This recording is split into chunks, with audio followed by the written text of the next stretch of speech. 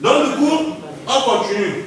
On s'est arrêté sur tout ce qui est ERP. Mais avant de continuer, il y a M. Abdel qui n'était pas là hier. Donc, on va parler. On dit sur les SSI, les différents SSI que vous allez trouver dans les sites. Eux, ils ont ajouté les différents trucs. Donc, ils ont ajouté des postings sur les SSI. Comme ça. Et sur les postings qu'ils ont ajoutés, ils ont écrit les Z.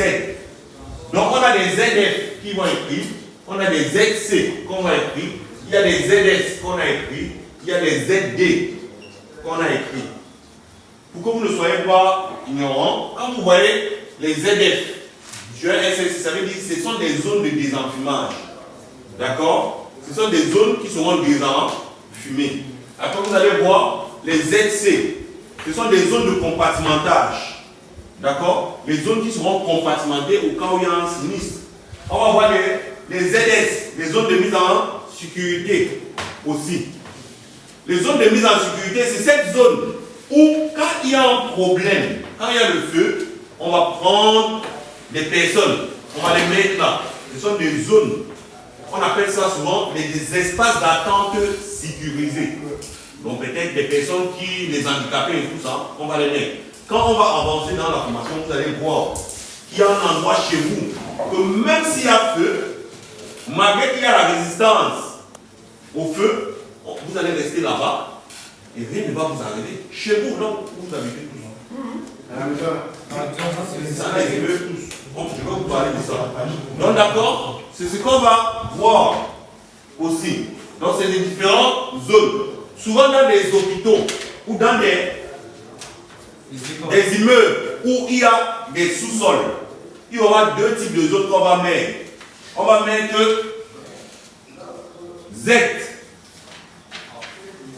ZP, qui veut dire zone parking.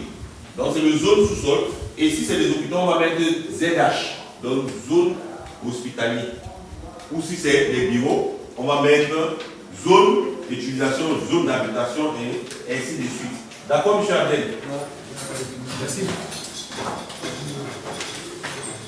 Oui. Z. Zone de détection.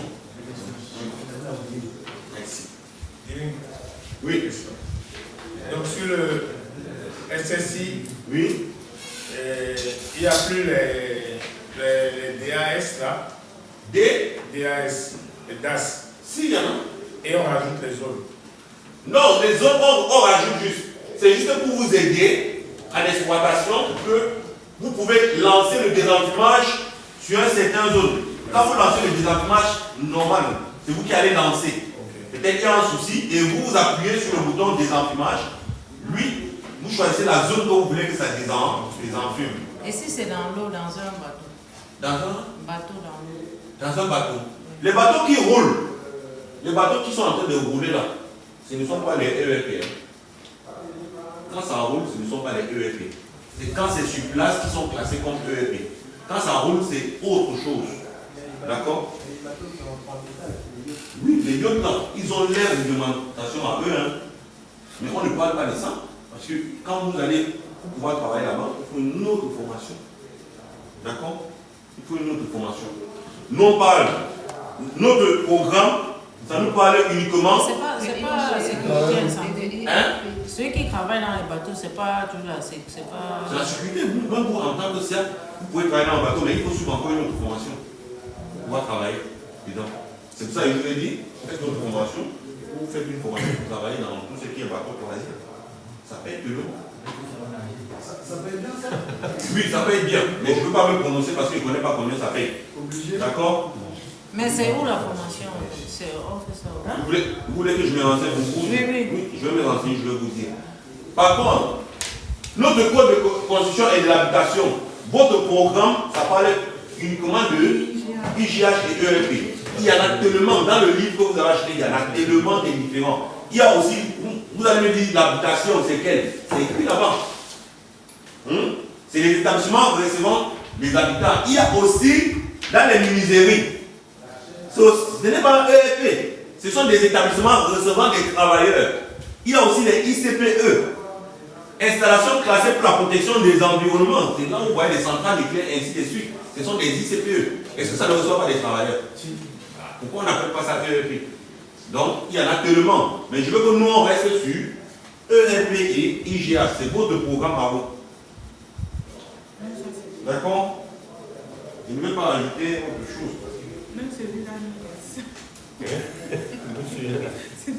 ça me dépasse, non? vraiment.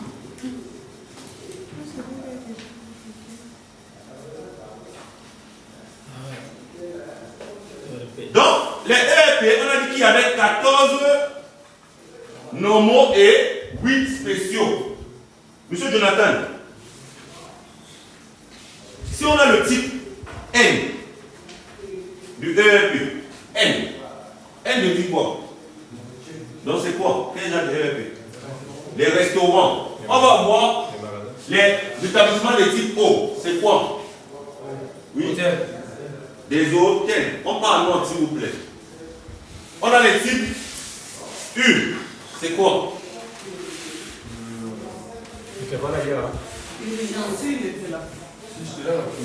U, comme urgence, c'est urgence. Des hôpitaux. Qui n'étaient pas là. Bilan. Madame Kamara, c'est Kamara. J, c'est les quoi? Maison de retraite. Des maisons de retraite. Vous étiez là hier, non? Il était là. Loso. Il était là, mais il n'était pas là. Ah, il était là. Il était là, mais il n'était pas là. Les types M, c'est quoi? M comme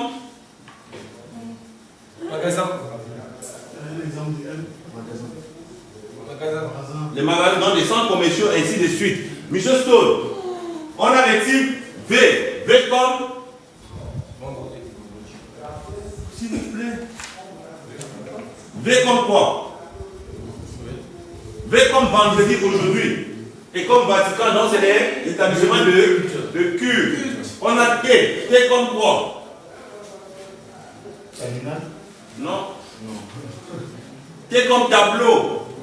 Des expositions. Des salles d'exposition. On avait quoi d'autre? On a R. R comme récréation. Donc, des écoles, ainsi de suite. Donc, on en a vu tous les 8, les 14 normaux. Donc, des écoles, ainsi de suite. Donc, on en a vu tous les 8, les 14 normaux.